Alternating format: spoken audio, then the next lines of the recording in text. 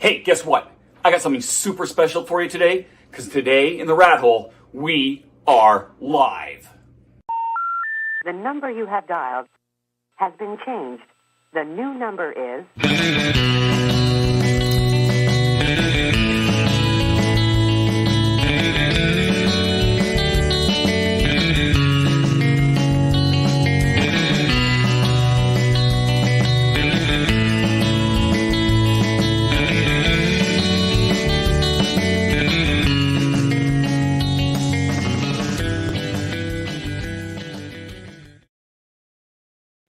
What's up, Internet?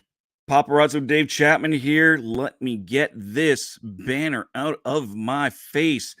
Boom. Welcome to a very special episode of The Rat Hole Live on The Legend of the Traveling TARDIS. So if you're watching from The Legend of the Traveling TARDIS feed, you're in the right place.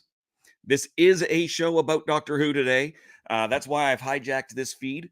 I'm about to bring in my special guest, YouTuber Our Philosophy Is, and we're going to be talking about the Doctor Who ratings. This has been a big conversation over the past few weeks. What do these numbers mean?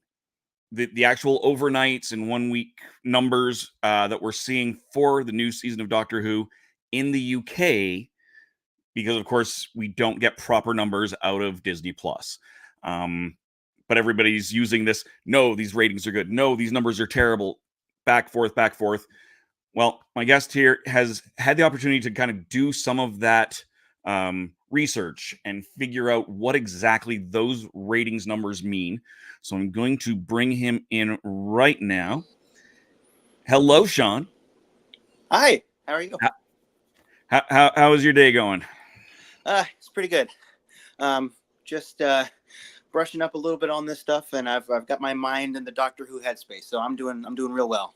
And you know what? That's a good headspace to be in, right? Oh yeah. So happy to have our Who back. For sure. So why don't you tell me just a little bit about yourself real quick, and your interest in this? Because again, you don't work in the industry. You're not a professional in this. You just kind of you found a passion, you wanted to learn more, so you did. So why don't you tell me a little bit about that? Yeah. So I've been watching Doctor Who for just about 10 years. I had some siblings that were really into it, and at first I was like, what is the show? And eventually I did get into it, and I just kind of had always had it as a solo viewing experience. I hadn't really talked to many people about it, and then I started meeting more people who were into it. So just, of course, and I'm from the United States, so I hadn't had a very solid grasp on this whole thing of like ratings, especially ratings overseas. But I'd say that the whole interest in ratings thing, I think it kind of found me. Okay. Because I like to watch Doctor Who content on YouTube, hello. And I'd say this started around the time of the Jodie Whittaker era, when we were first getting like season 11, where Christopher Chibnall had taken over. And I had noticed that a lot of emphasis had been put on ratings in the content that had to do with the Doctor Who reviews specifically. And you're probably aware of this, but not all of that discourse is always positive, Yes. That's something I find a little bit troubling. And there's a lot of back and forth about it, as you said. And I remember specifically, it always seemed that no matter what was happening with the ratings, there was always a narrative, right? It's never just a data piece. It's always something to try to prove something. And by extension, usually people try to stretch that to whatever they want it to be. So when Jodie Whittaker started, it was, well, yes, the ratings are higher, but a lot of people didn't like the show. So therefore, well, they're not really indicative of the show doing well or this or that. And I ignored that for a few years. But it started to get to the point where I wanted to get more definitive answers about it. And the more I did that, the more I realized that there was a lot of sort of misconception about what this stuff means. And I'm a person who personally, I just care more about whether people like the show But if we're going to be talking about ratings, I would rather people have just a more solid understanding of what they actually mean. So that's what kind of led me down that rabbit hole. And then it became something I'm genuinely interested in. So Nice. And we got Andrew Morris who's joining us from the UK, one of our traveling TARDIS friends. He's been doing some analyzing in these figures as well, so we can have some great conversation in the chats as well. Kevo checking us out from X's for Show, one of our co-hosts over in the Traveling TARDIS, and you're going to be joining us to talk about Dot and Bubble, aren't you? In about 45 minutes. Yeah, that should be exciting too. Yeah, so if you're watching this on my channel, TheRatHole.ca, you're going to have to jump over to the Legend of the Traveling TARDIS's feed for that. Do I have a banner for that? We recently changed a lot of our behind the scenes stuff, and I don't have all of the same banners in all of the same places. Looks like I don't. That's okay. But yeah, if you look up the Legend of the Traveling TARDIS, well, you'll be able to find that, folks, and jump us over to there. And after the Legend of the Traveling TARDIS, I'm going to be back on my channel opening that secret fun box that I've been teasing over there. I'm finally opening it. So definitely stick around for all of those fun things. They'll all be on a different episode thing, so you will have to re-click. But let's get into... Andrew, Dot and Bubble can't wait for that. Yes, I'm... Without spoiling the spoilers, yes. Just yes. That was kind of my opinion on that one. So let's look at these ratings. What are we looking at? Everyone's saying these numbers aren't good. How do they compare to... Well, give us a context. How should we be comparing these? Because comparing it to David Tennant 10 years ago is ludicrous. It is. Habits have changed. The show has changed. The entire world has changed in the last, 10, 15 years. So using that as a comparison is a terrible plan. So how should we be looking at this? Yeah. So you're right that it is kind of a terrible thing to do that, because, you got to keep in mind at those peak Tenet episodes, like BBC iPlayer during the Tenet run either hadn't really started or definitely hadn't started being used in the way that we think of streaming now, so that's very different than the landscape now, where people can watch pretty much whatever they want at any time, so, and I've talked about this a little bit on my channel, but I think the only really fair way we can think of these numbers is to compare them to how other programs are doing. I'm a guy who looks at charts. I'm a guy who looks at rankings to see how the show is stacking up. Because to me, if everything is down a few million figures, a few million viewers in the figures, and Doctor Who is as well. But Doctor Who's only down 2 million. Yes, it's down 2 million, but it's doing comparatively well, right? Like that's something we saw from the Christmas specials. Because if you look at the breakdown of what people watch on Christmas Day, and to be clear, these are figures in the UK, right? This is, as you said, Disney, for one reason or another, doesn't really want us to know what those actual number of clicks are. So we're not going to get that. But Christmas Day specials, Doctor Who has not fallen off nearly as much as a lot of other programs are that recur in the UK on Christmas. And if you look at, before the Christmas special this year, we had those 3 specials. Before that, in the Jodie Whittaker era, those specials were generally coming in at number 20-something for the week. So of all the programs that were watched in the UK, those episodes were charting around the 20s. Now, I think The Power of the Doctor was much higher. I think it made it into the top 10. But, that was a Regeneration episode. It was kind of an outlier. But then after that, the 3 Tenet specials were charting consistently in the top 10. Right. So even though, again, and I don't really know why people are comparing it to the last Tennant era of all things. I mean, if you're going to compare it to anything, probably compare it to like Capaldi or Whittaker, I'd say. But excuse my voice crack there. But now they're charting in the top 10. Usually for the night, they're charting in the top 3. And there's also the Audience Appreciation Index. And those episodes are getting near 85, which is considered excellent, which again is an uptick from the Whittaker era. So in my opinion, even though the numbers themselves are a little bit down, they're following the trend. To me, that's an uptick in ratings. That's Okay. how I contextualize it. I hope that makes sense. Makes perfect sense to me. Can you compare the streaming world? Spring drama tends to have lower figures, and it being streamed beforehand or weeks after means it's tricky to do unless you look at how it looks compared to what's on now. So yeah, Andrew kind of reinforcing what you were just saying. Mm-hmm. Yeah, we haven't even really gotten into either, like the thing with the the whole debacle with iPlayer, which is kind of where the really juicy stuff is with the iPlayer pre-launch now with the ratings and people using that rating and not comparing that. So whenever you want to get into that too, you know. Well, you know what? Now's as good a time as any. What tell? So so backing up. What do the numbers we first see? What do those include? Those Oh, okay. overnight numbers. Yeah. Okay. My apologies. You asked me that. I didn't really go into that. Oh, you're good.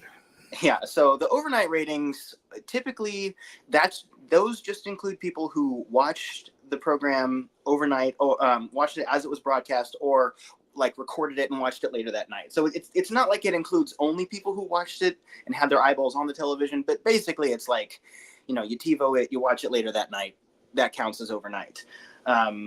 And then you get your iPlayer ratings that you can add in there for the week. And then there's also another thing where you can add your tablets and stuff like that. Typically, I think they're including the overnight ratings and then people who either watched it, recorded on the television and watched it later that week, and then also watched it on iPlayer. That's generally considered the consolidated figures, I think. And I think it would probably be more useful to include tablets. I understand that if you're going for TV only, which is what it's called on a lot of these comparison sites and stuff, I understand why they do that. And I think those numbers are much more helpful because this year,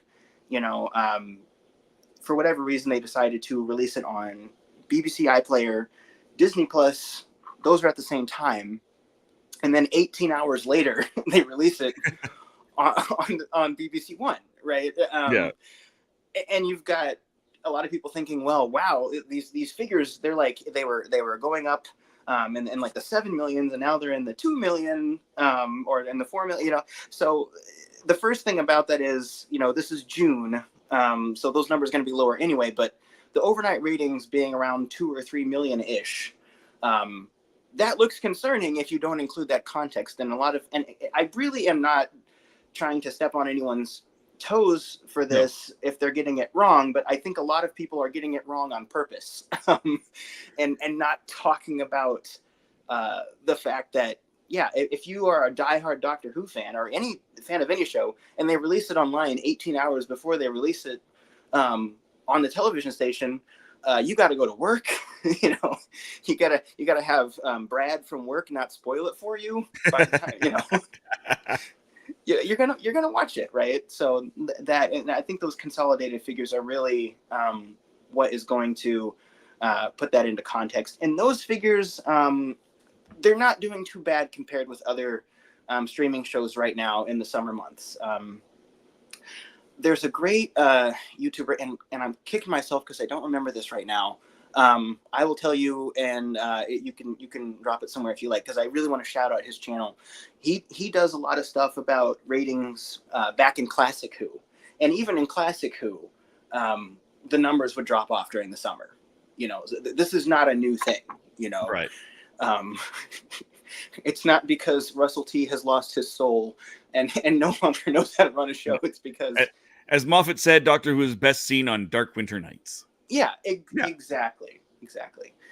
Yeah, Moff knows what he's talking about there because people are probably out playing kickball in the summer. Yeah. So exactly. No, it's that's like even in the Christmas show. What was it? If I'm going by memory here, the Christmas special was the most watched non-reality show, like the most watched of anything. So the numbers are down, but it was the top of everything down. Yeah, you're talking about the Church on Ruby Road, right? Yeah, Church on Ruby Road, yeah. Yeah, because I think for that one, it was like, oh, go ahead, sorry. And over those 20, the number one I think was the King's Christmas speech. Yep. Shocking that would be number one on Christmas. Right, and then I think there was a fireworks display too. Right? Yeah, Was that one of them? Something like that. And then one of the big dance competition shows or something is on. Yeah, and that's always up on the top of every week that it airs. Oh yeah, but again, for sure, that's reality show. That's not a scripted program. Oh yeah, Strictly has been beating the pants off of Doctor Who. Strictly Come Dancing. But they are trying to mitigate that by putting dance numbers in Doctor Who. So we'll see. That is the best analysis of that ever, my friend. Oh my God. That's what it's really about. Yep. That's why there's always a twist at the end. There we go. And that's why we had the judge and the one dancer on as a cameo at the end of Devil's Court. Thank you. Yeah. One of us was going to get it eventually. Exactly. If we didn't, then right. Someone else. Adam Martin does ratings for Classic Who. Yes, AMTV. There we go. Yeah, I think everyone should go check that out because that's one of the channels that kind of got me into this. And I told you this before we started, but I kind of tend to go off on tangents. So if you ask me something specifically that I didn't answer, feel free to ask me again. I do the same thing. We're good. Yeah. But there's a great site. It's I don't remember what exactly. It's just called UK Doctor Who viewing figures. And the issue is for this season, it takes a long time to do the consolidated figures. So I think we have consolidated figures for Space Babies and for Devil's Cord and for Boom. And I think they're just getting them in for 73 yards. And then after that, you have to wait for them to chart it until you like the top 30 or the top 20 or whatever. From what I've seen, I think the first episode was in the top 10. I think after that, we have some episodes scoring around 13 or 14. So it's a little bit of a drop, even comparatively. So if ratings are something that people are concerned about, and Doctor Who, it's kind of cheesy, but I kind of think of it as my baby a little bit. Like when I see it not doing well, I'm like, oh no. Yeah, please, we gotta feed the baby, right? So it does worry me a little bit when it's dropping down a little bit, but Doctor Who has survived a lot of. I mean, we survived Love and Monsters. Yeah, we've been through a lot of stuff. I think it'll be okay. I don't really. I guess that's my main takeaway. Is I don't necessarily think these numbers are something that anyone should be too concerned about, regardless of anyone acting in bad faith, acting like the show is dead. Yeah, and what's worse is the people who are gleeful about that. Oh, yeah, there we go. Keva, we survived Love and Monsters. I think I love you. You now have a fan. Well, I really appreciate that. I was just trying to think of something egregious, and there's a lot of examples I could have pulled from Classic Who, but I love me some Classic Who. I love some cheesiness in Doctor Who. It's why we're here. It's great. So, I definitely, and I love the cheese, and that's something I was looking at because the numbers, you get a little bit of the numbers, but again, from the UK, and there's Flix Patrol that kind of collates a lot of the streaming data, technically unofficially, I believe. Okay. But you can kind of get a country by country look at where Doctor Who is sitting, and in some countries it's nothing, and in other countries it's sitting. Most countries it's sitting in top 10. Yeah. And it changes from episode to episode. You need a proper membership to get too deep into those numbers, or even to find out exactly how those come about. But Flix Patrol, FLIXPATROL, for those looking up, and that's where you'll see a lot of the numbers if you broken down on Disney Plus on where it's sitting. And yeah, it's not doing badly by comparison. Is it sitting at number 1 on every channel, in every country in the world? No. Is that a bad thing? No. But but it's been interesting looking to see kind of where stuff. Yeah, top 10 on Disney Plus. Yeah, in most countries. I don't know that it is overall. It's pushing it. But yeah. Adam explained the timing of Who was changed in the mid 80s to clash with the hugely popular Coronation Street and the Mm-hmm. A-Team, which was done purposefully by the BBC at the time to kill the show. Doctor came back though. Yeah. And yes, he did. Yeah. Yeah. I hate it when they sabotage shows like that. Yeah, there's a long history of execs at the BBC not being too big of a fan of the show. That's what I mean. Like it is Doctor Who really is the enduring show. I mean, after the wilderness years and it really didn't come back in any meaningful way, even after the movie was basically a kind of a backdoor pilot. I mean, people really thought that it wasn't going to, and then it did. So I mean, that's why I'm just always grateful that we have Doctor Who. And if you don't like it at the moment, just wait 5 minutes. We'll get a new show. Yeah, basically. and I mean that's another thing too with when you talk about kind of sabotaging the show. The movie was up against the series finale of Roseanne. Like it was one of the most watched TV finales anywhere. Fox was a largely non-starter in the mid 90s. I mean, they existed. Mm-hmm. They had some good things, but they weren't what they are now. Although the way they treat some sci-fi shows, you kind of wonder how close they are with the BBC. Yeah. Right? It's like, but it was, so yeah, they constantly kind of get screwed, for lack of a better term, really. They get many times. And we don't want to see that. That's no good at all. No, but I think that gets a good kind of comparison, So to summarize, and catch me if I'm wrong here, basically compare apples to apples. However, all of the numbers compare on the same thing. It's doing well.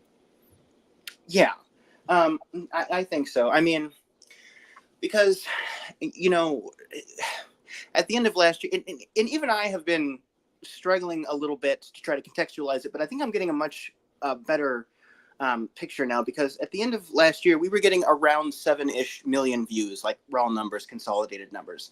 And for this season I'm looking and I'm seeing like between 3 and 4, and I'm not gonna lie, initially I did go, ooh, that's looking yeah, it's less than good. But I mean, I would like the show to stay in the top 10, but I mean, I think since it's been in the top 10 so recently, and it's not very far from the top 10 now, especially as we move toward the season finale, I can see it coming back there. And I'm just going to look real quick. One of the episodes, I think, like that's from this season was still the number one from that night. Yeah, it was Boom. Boom, I think, was still number one for that day, even though it charted like below 10. So these numbers are weird in the rankings, but it's just, I guess my point is, as long as it's doing well, I try not to put too much strict stock in the ratings by themselves, because I'm lucky enough to not be an executive at the BBC who has to worry about this stuff every week and look at these charts. But I mean, and just like always, I mean, I'm sure, and we're gonna get into this a little bit when we talk about Dot and Bubble, but I mean, like, I've heard no singular narrative from anyone. I've heard people who say, I loved Space Babies, I hated The Devil's Court. Well, I loved The Devil's Court, I hated Space Babies, and everything in between. That's what Doctor Who is, I think. I think it's just, it's people having different opinions about it, and everyone has their own Doctor they like, everyone has their own episode they like, and as long as we're engaging and keeping the show alive, I think it's in good hands. I really do. I agree. Yeah, and Morris points out, someone said the specials should have gotten 10 million, and they still live in 2008. That's, yeah. I'm sorry, I was slightly confused by that. Could you say that again? No. So his full comment was anniversary episodes with 10 in the winter are going to do well. Some said the special should have gotten 10 million views, but those people still live in 2008. Oh, okay. The people live in 2008. Okay, Yeah, I the see. people I live in see. 2008. Yeah, it's like Yeah. That's true. That's not. Every network wishes they were pulling in 10 million overnight viewers. That would be basically a miracle Mhm. at this point. Yeah, it's a very different it's a very different landscape. And I hope I haven't been. I really try not on my channel, especially, to be negative. I mean, when I talked about these ratings on my channel, I didn't even mention the people who were kind of misconstruing that data. I didn't even. I just wanted to kind of set the record straight. So I kind of walk on eggshells a little bit when I talk about this, because I really don't want to be inadvertently like attacking anyone for saying, you're lying about it. But some people do earn a paycheck from Doctor Who not doing well and them bashing it for it. And I mean, if you're asking me like how I got into the ratings, that's really, if I'm being honest, what set me on that path to wanting to look into it specifically. So Yeah. And I mean, and that's not a Doctor Who thing. That's unfortunately the state of the internet media today, really. yeah, Pick a, people, outrage gets clicks. yeah, for sure. And it's an unfortunate thing to see, but it is the reality, and all we can do is kind of go, well, we'll see. Doctor Who the movie wasn't picked up for series by Fox because it only got 9 million viewers. That number would be great today. Yeah, Yeah, right. yeah. Yeah, exactly. Um, Um, and I love that movie. Like, I mean, yeah, it's yeah, a good film, I think. yeah, it's a ton of fun. It filmed out in Vancouver, Canada. So I've actually been to a few of Really? the, yeah, I've been out to a few of the filming locations. Yi Cho from who was Chang Li Yeah, actually took like me one of the around two to a couple companions of in the them. film. Yeah, Yeah. he took me around. We've on the Legend of the Traveling TARDIS. We've talked to basically everybody but Daphne Ashmore. Wow. I It's didn't know that you were like that close to the Doctor Who lore surrounding the movie. That's really, really cool. yeah, it's Um, been a lot of fun. and that you've had this. You said you met him. He took Yeah, you. That is yeah. really, really Gigi, cool. I've met Yuji in person, shook his hand. I've got a copy of his photo book that he signed. One of the last few of the first run of that. Whereas the rest we've interviewed on the show, so you can, see Eric Roberts. We did Paul McGann. We've done Yuji a couple of times. We Dang. had the writer was on there. We've had I just lost his name. The young security guard whose name I just completely blanked on. But as a kid, he was on a show. He used to work with Ryan Reynolds on a show. Like he's so there's so many great people out there that were involved in all of these shows, and that's Yeah. I really wish I could like pull like a Doctor Who super fan and be like, oh, it's this person. But I like I've seen the movie a couple. Like you know a ton more about the film than I do. But I just like I've always appreciated that film for like what it tried. Like it was very ambitious and it ultimately failed. But like just the audacity of taking Sylvester McCoy and having him land in America for 3 seconds before he gets taken out by a gang. That's just, I just, that's a hard sell for Doctor Who fans. Doesn't portray America particularly well, but it's kind of like it's been a long time since the film, and I think it's kind of iconic now. yeah. And just Paul McGann's energy in that film, just from the time he comes into the action, it's just really amazing. Here we go. Kevo is on the Googles. Jeremy Raddick as Gareth. I can remember Gareth, and I go, no, that's the character, not his name. Yeah, Jeremy Raddick was who was his name. Okay. And if you're a comic book fan, he's done stuff in comics. He's done a lot of behind the scenes work. But yeah, when he was younger, he actually did a show with Ryan Reynolds, a small Canadian kind of weird sci-fi show. Huh. Great. Oh, sorry, no, not the Googles. It was just Kevo's personal files. And we talked to him in May of 2020. There we go. So we got all of that. We should really just we should have a playlist of just the movie. But no, that's great. And kind of like I said, having those comparisons and an idea of where it actually sits and how to kind of frame these numbers has been important. I want to thank you very much for taking the time to kind of do that with us and hanging out with us today. I think it's a good time to kind of close this out. We're about 20 minutes out, so we'll just kind of do a little bit of vamping here. So Sean, tell us tell us a bit about your channel and where we can find you.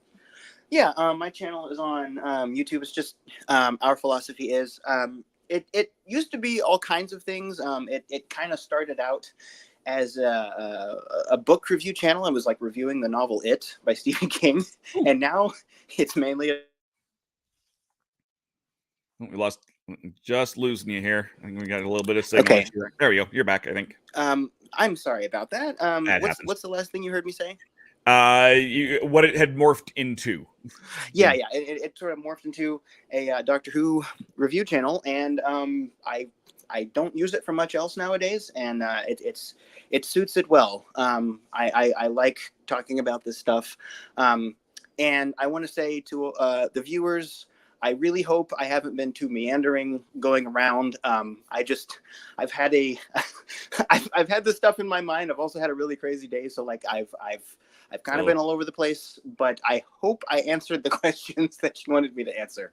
I think so. And if anybody has more questions, of course you can, always pop over to the Legend of the Traveling TARDIS in a few short moments here. Get rid of that banner there. So yeah, in about just under 20 minutes, we're going to be over on the Legend of the Traveling TARDIS's YouTube channel, reviewing Dot and Bubble, and Sean's going to join us for that as well, along with I think we got Melanie and Kevo and Tom, and I'm not sure who else is there off the top of my head. But yeah, we've got that coming up, and then here on my channels, TheRatHole.ca / TheRatHole.ca, depending on where you are watching this. I'm doing a mystery box opening that is really exciting. I know what's in this box, and I cannot say how excited I am enough. Like I wanted to rip into this the second I got home, a month and a half ago, 2 months ago, because I know what's in it. But I wanted to be able to share it with all of you guys at home. And it's going to be a very special live presentation. I'm doing the presentation. I'm opening it. I'm going through this. This is solid. There's a lot of stuff to go in here. And then I'm taking that video down. It will not stay up as a video on demand. No VODs here. I will edit it, and I will be putting it back up on June 21st or 22nd. So just a little bit tighter version of it. But if you want to see the early version of this opening, you want to stay tuned later today on my channel. Both of those, the review and this there's landing pages on YouTube, so you can go and hit remind me. And as another reminder, we are doing another live watch party on Friday for Rogue. Kevo from X's for Show is going to be the main person on that. I'm hoping that I'll be able to stop in. But the next few weeks, Fridays are a little bit sketchy for me. So we'll see if that can or will happen. But no, Sean, thank you again for absolutely for rocking it. You've done a lot of work on this, and it's greatly appreciated. And I'm definitely gonna re-air this soon. And maybe some special guests. Yes, Sean. Well, Sean's a special guest. Yeah, there'll be some other for the box opening. Yes, I'm gonna have some special guests for the box opening. I'm not gonna say who. One of them might be Kevo. Mostly because there's a few people that are like, I want to make it. I don't know if I can make it. I think I can make it. I don't know. So we'll see who shows up for that. But if by all means anyone else can stop in on the comment section of that. I was saying no. Thank you so much for all of your hard work and doing this for us. Oh yeah, thank you so much for having me. I really enjoyed it. Oh, and there's apparently Kevin's gonna have some special guests on Friday as well. Yay! So yeah, it's gonna be all sorts of fun. So again, I'm just gonna pop you out here. If you want to hang out in the backstage for a couple seconds here, while I shut everything down, and I will. It's being one of those days there. We'll go like that, and we'll go like this. There we go. There we go. So yeah, thank you very much to all of you guys. Thank you for Sean for coming in and seeing me. Again, No if you're problem. watching, pop over to the Legend of the Traveling TARDIS and come back here a little bit later. And we're gonna go and we're gonna hit. Nope, that's not the button we're gonna hit. We're gonna go until nope, nope, nope. That's what I need. Until next time, good gaming and goodbye.